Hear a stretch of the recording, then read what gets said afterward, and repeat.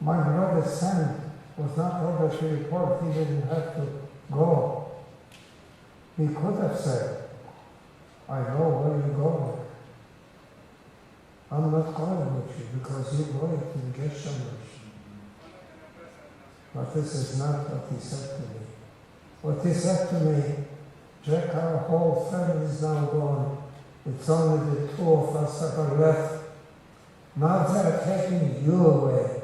And I know that they're going to take you to the guest chambers. I'm not staying here by myself. I'm going with you. Whatever happens to you will happen to me.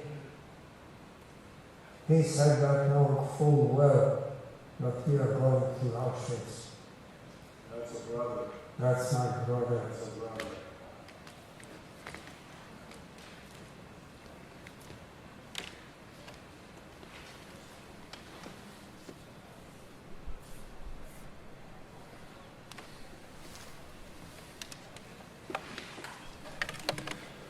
The stories that we wish to remember, the stories that we are here to learn from. I have really been blessed and honored to photograph well over 100 Holocaust survivors in the last 10, 12 years or so. In the short time that we have, I'd like to just share a few little stories with you. But before I do, I want to share with you a letter that when my mom was speaking, before she passed away in 2004, I came across hundreds and hundreds of letters from students that were impacted by the messages that she had to share. And they touched me deeply and led me to try to figure out a way to continue her story and to continue the story of other survivors. And just briefly, I want to share this one letter from a young woman at the school. She says, "Dear Mrs. Ursula, my name is Gerta, and I'm a student at Johansen High School. You attended my school on May 12th and shared your story. You told my peers and I about your hard struggle as a Jew and your families and friends. Your story touched my heart in a way that made me thankful that you were alive to tell. Also in a way that made me grateful for being blessed to be the future and to make a difference. I've read the diary of Anne Frank in my 8th grade class, and I never would have imagined meeting someone of such the honor as yours. To have survived what you have and been through is a great blessing. For being who you are has just brightened my day and gave me gratefulness that I haven't went through such torment. I'm writing to thank you for the time you took to share with me your story. I can understand how hard it is for someone like yourself to tell the world your story so many times over. Each time that you share, you have to think back on the bad times, but I'm grateful you're willing to do so. If you don't mind me saying this, you said that your brother was sent to a camp. You also said that he was on the list of those that did not survive. I'm very close to my brother, and being the older sibling, I could not have imagined how you felt. To know that he was an innocent person and wasn't given the freedom to enjoy his life hurts my heart at the thought."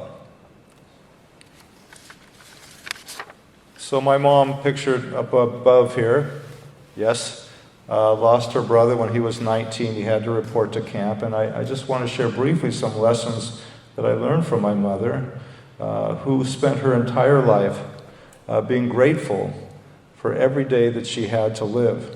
And I'm reminded of that when I was a child and witnessed her.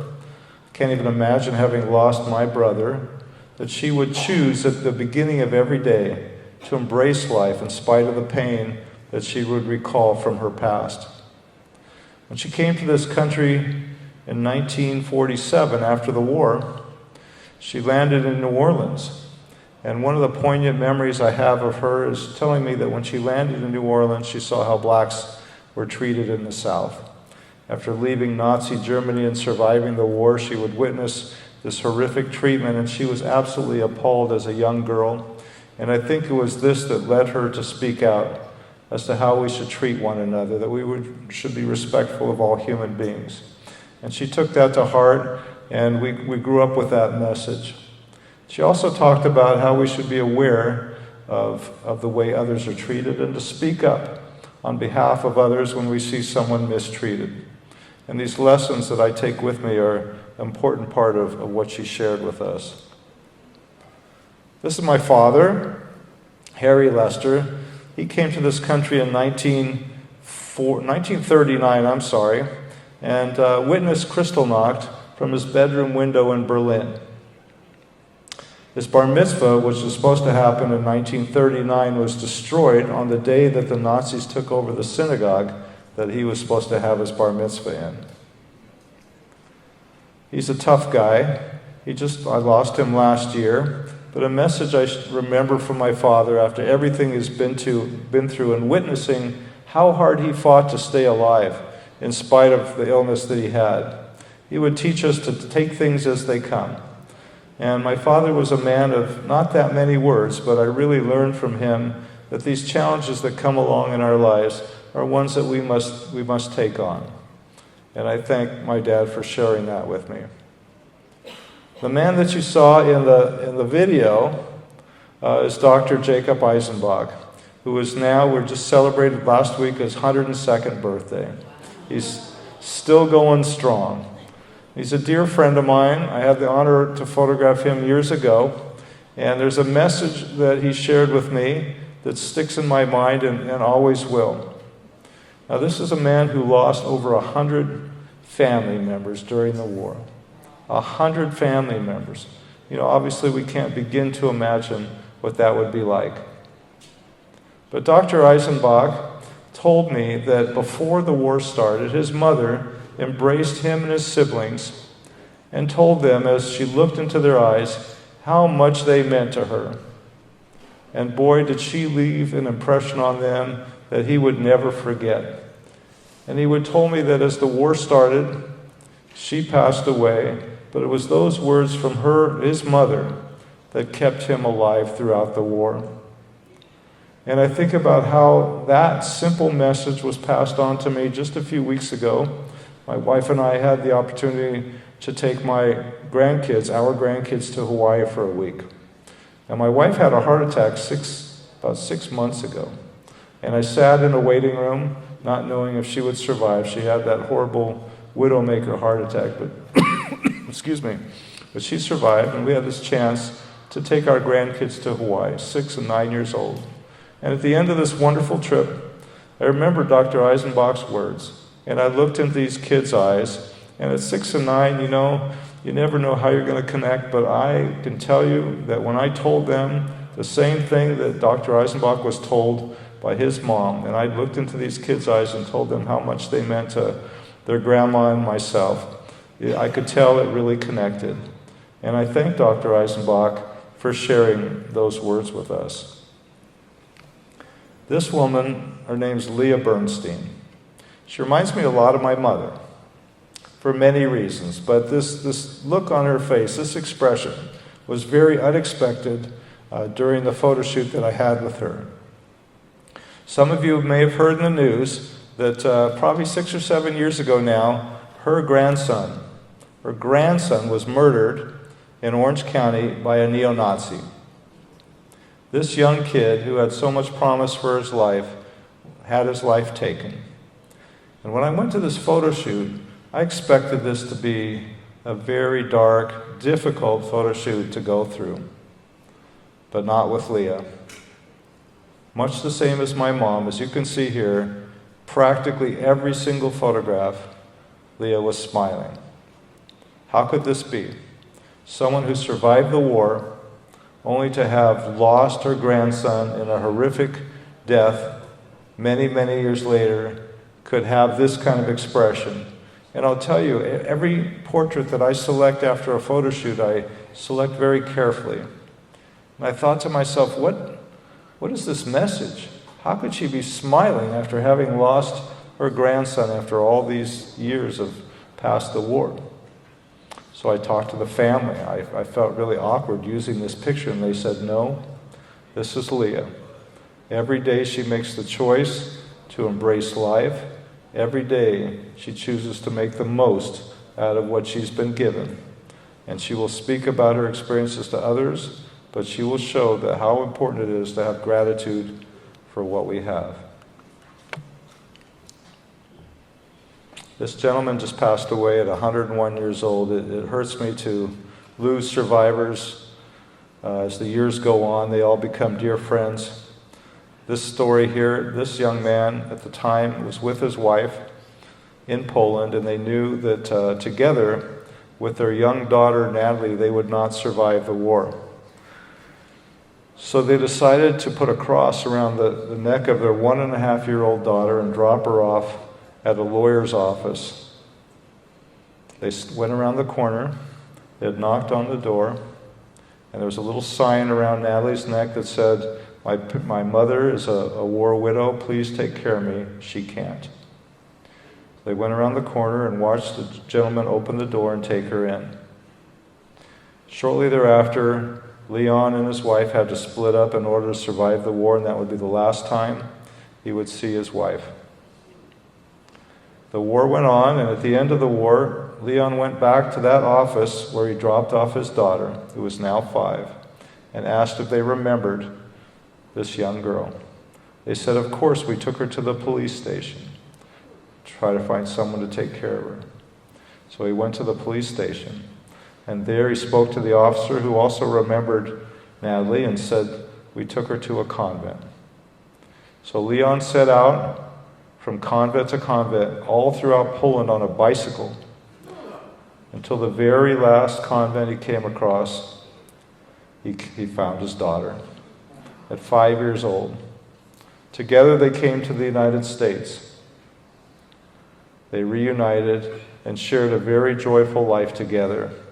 And, you know, the loss that they experienced and the way that I've had the honor to witness the way that these survivors embrace life and are so grateful, the challenges that they have had before them, they channel into courage and strength and hope for a brighter tomorrow, and talking to others about how we should respect one another. And these themes, which are repeated over and over again by these survivors, I can't even begin to imagine what they went through, but I can tell you their words speak strongly in my mind and will ever be there, and it's my mission for the rest of the time that I live to continue to share their stories. That's the objective of my photographs. I hope they speak to you. Thank you very much.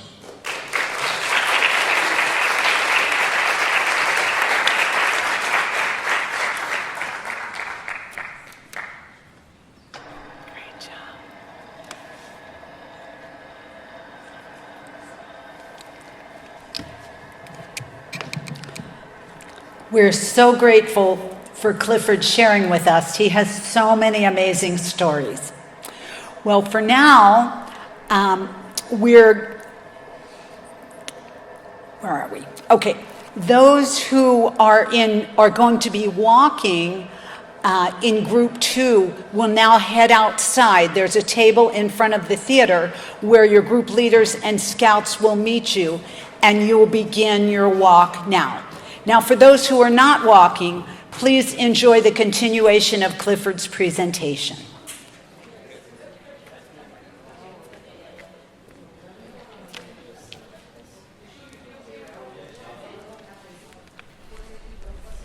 Hi there. Many of you were here to listen to Clifford, and he'll be continuing with his presentation.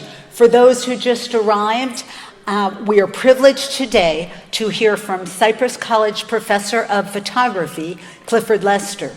His parents were Holocaust survivors, and Clifford has gotten to know and has photographed a gallery of Holocaust survivors in a way that captures their faith, courage, and hope. His work connects us with Holocaust survivors and ensures that the lessons of the Holocaust will never be forgotten.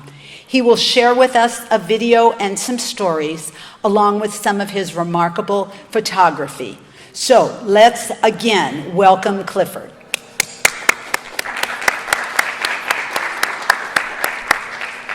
And Clifford will begin with a video to share about his story.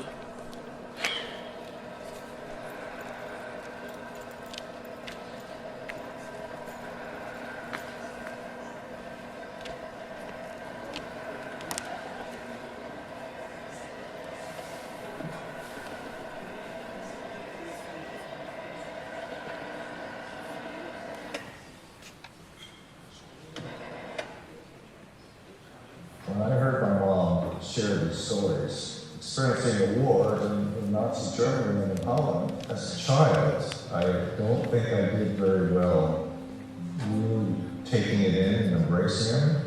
And I think to this day I struggle with that. But having said that, the purpose behind why she had shared her stories and how that shaped our lives, I think, as I reflect back, I have a much more keen awareness of what is behind all that and what the meaning of it was, and I see it reflected in what I do now.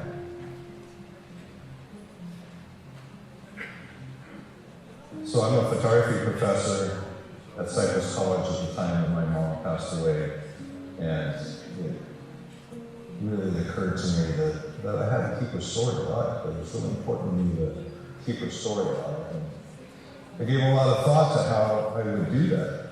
I thought, well, perhaps by photographing other Holocaust survivors as a professional photographer and sharing their stories along with my mom's stories, this would be the pathway, this would be the method I would use to keep her story alive. When I was considering the process of how I photograph these survivors, I studied a lot of other photographers' work. Survivors have been photographed many times by many photographers. So I thought, how am I going to do this that would be different than other photographers and how they approached it? So what I learned is that many photographers want to show the good life that survivors were experiencing now. Photograph them in their successful businesses, in their beautiful homes, in an environment that conveyed this wonderful lifestyle that they had now as compared to what they experienced during the war. Well, my thinking was a little different. I had a chance to meet a photographer by the name of Gerta Cipher. His approach to photographing people was one where he learned a lot about their background prior to photographing them. And he started to envision in his mind, what do you want to capture from the subject? And I was fortunate that the lives of survivors that I photographed were out there to learn about. So I could go into a photo session having some knowledge about these survivors and what they would share with me perhaps, and I could lead my questions in that way. And secondarily, contrary to what other photographers did, I would photograph these subjects on a white background and make it all about them and their emotions and their expressions and their soul. So I would come in with my list of questions and have them relive their experiences during the war. As I'm looking in their eyes, talking to them, and recording my session so that afterwards I could go back and connect the dots between a particular image and a place and time in their life, and what was that very emotional time that they were sharing with me that I've now captured. I just had a survivor tell me the other day that how much it meant to him that I'm doing this. I'm ensuring that his story will carry on. I'm just going to show you, this is something that may or may not be relevant, but a friend of mine at the synagogue the other day, there's a Jewish way of thinking that as we leave this earth, we will have a chance to, as we're on our way to heaven, we will be facing God and hearing sort of a first-hand account from God's perspective, the good and bad things we did in this lifetime, kind of a heavenly court, per se, before as our souls are getting cleansed to go to heaven. And my friend told me that at that, let's call it a hearing, I should know that the souls of the survivors that I photographed would be by my side, advocating for me in that regard, and what I've done to ensure that their stories continue to be told would be a strong thing in my favor of this in the heavenly court. I thought, no one's ever put it in that way, but I've come to really recognize the importance of keeping your stories alive. This is history that we will not have first-hand accounts anymore, as we're losing survivors all the time. So, it's really, I've become really aware of the importance of doing this and how much it means to the survivors. And sitting here today, I feel like I have this profound sense of importance in sharing my mom's story and ensuring that her story, as well as the other survivors I photographed, continue to be heard, because no one else has seen life from that perspective, and the lessons that we learn from that I think are so powerful. To have the courage to stand up for others, and to embrace life with gratitude, and to be kind, that no one else should be treated the way they're treated, the way they were treated. These are important lessons that I think we should also learn from. My brother's son was not ordered to report. He didn't have to go. He could have said, I know where you're going. I'm not going with you because you're going to get so much. But this is not what he said to me. What he said to me, Jack, our whole family is now gone. It's only the two of us that are left. Now they're taking you away. And I know that they're going to take you to the guest sandwich. I'm not staying here by myself. I'm going with you. Whatever happens to you will happen to me. He said that knowing full well that we are going to Auschwitz. That's a brother. That's my brother. That's a brother.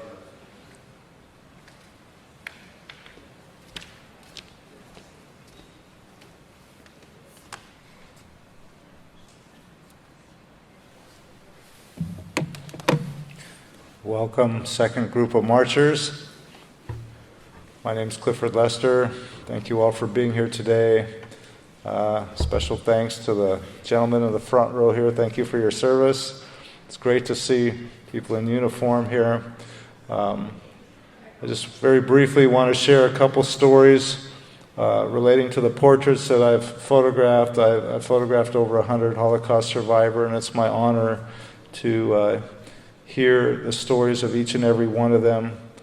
In some ways there's a common theme, and in other ways every one of them has their own very unique story to share.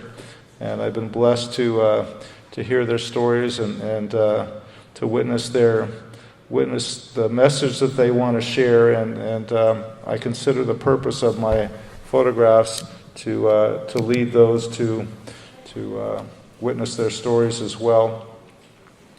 They're out in the lobby there. If you go to remembertheholocaust.org, you can see more of the portraits and hear their stories. In order that I accurately reflect their stories, I do an audio tape just so I can go back and listen to their story once I'm done with the photo shoot. And it's chilling to go back and review what they're sharing with me as I enter each session with a bit of knowledge about each of the survivors. And this young woman, Betty Cohen, I have her testimony on tape when she was on the rail car on the way to Auschwitz, and talking to me about how so many family members that she lost, and how she would reflect on the fact that she never had a chance to say goodbye. And I recall her words, and the message that she would leave with me is to remind everybody how important it is to treat each day as one with gratitude, and to be with the ones that you love, and to remember to say goodbye, no matter what the situation. Betty reminds us all to remember to say goodbye.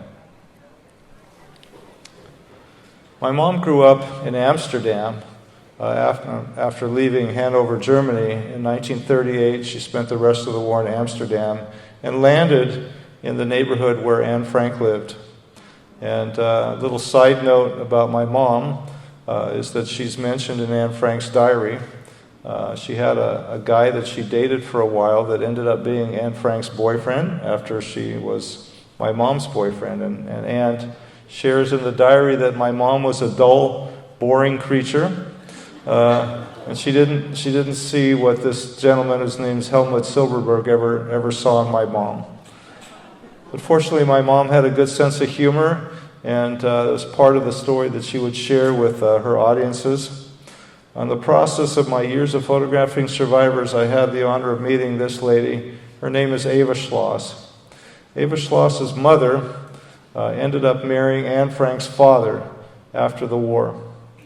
And Eva came to Orange County to speak at one time, and I met her, and I started to ask her if she knew my mom during the war, and I didn't even finish my sentence. We had both been interviewed by the local newspapers, and she said, of course I knew Ursula. We grew up together. It was quite something. I get chills thinking about the opportunity I had to speak to someone who knew my mother during the wartime.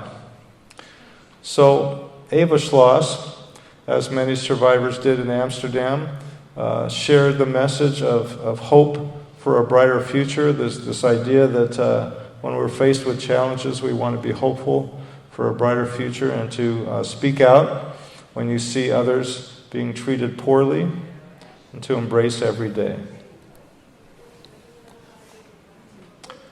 This is Ludmilla Page. Ludmilla Page and her husband were both on Schindler's List. In fact, it was Ludmilla and her husband that went to Thomas Keneally, the writer, who then approached Steven Spielberg, and consequently the movie Schindler's List was made. I was very excited to photograph Ludmilla. She's 99 in this photograph. And sort of a side note to this session, I was so excited I arrived at her home, and on a big buffet table was an arrangement of pastries and sweets that Ludmilla had laid out, and she insisted that I ate before we started the photo session.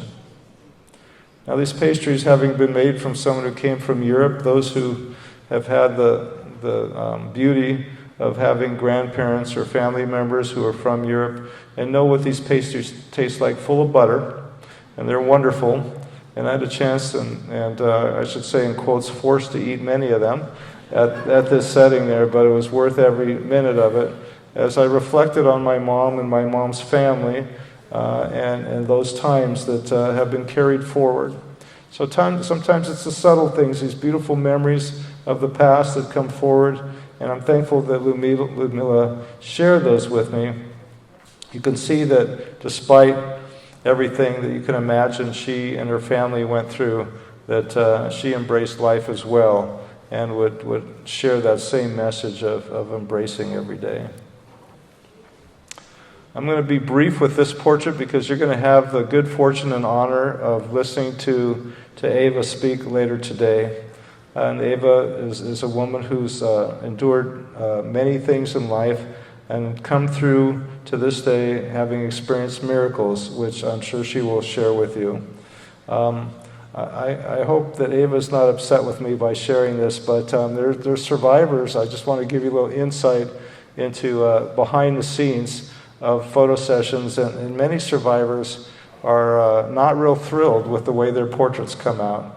And the reason is because they're designed to share their stories and to intrigue viewers into learning more about them.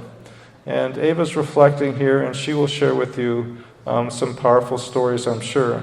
But I now have learned to front load my sessions with survivors and tell them ahead of time that they may not like their portraits because they're not designed to be glamour portraits, and I have to apologize for that.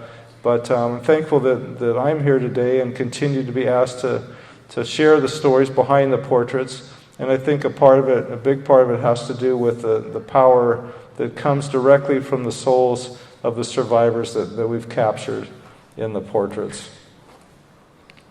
I think I might have time for one quick story here. This gentleman, Sam Silverberg, is a tough man. He's been through a lot. He shared with me his experiences on a death march that he went through, picking up a potato, and he ended up so thankful for finding this one potato, he ended up sharing it with his father to save his father's life.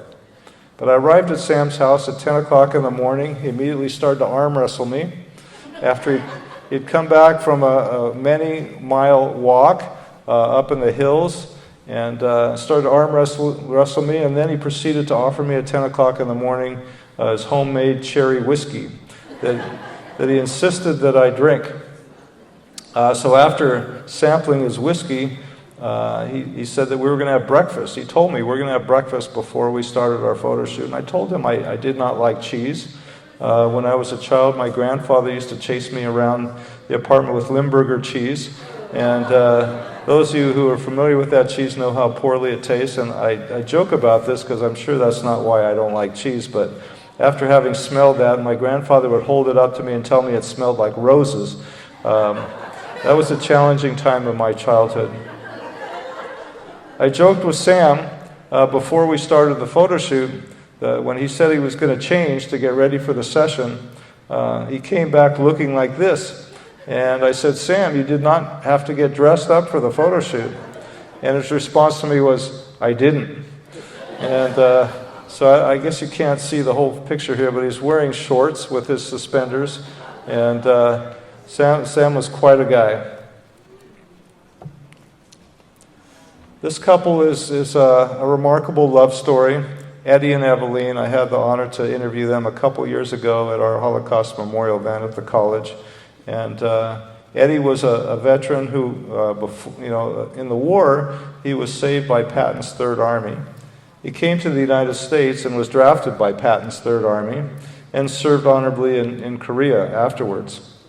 He met his wife Eveline at a displacement persons camp, at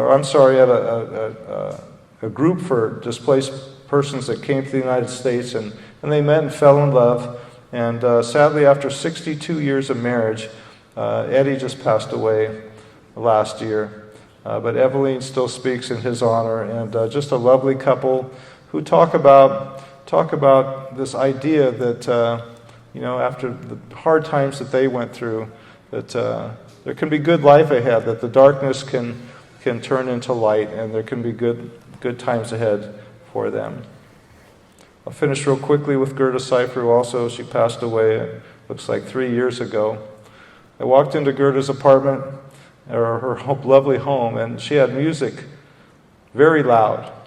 And the light in her room was beautiful, as was she.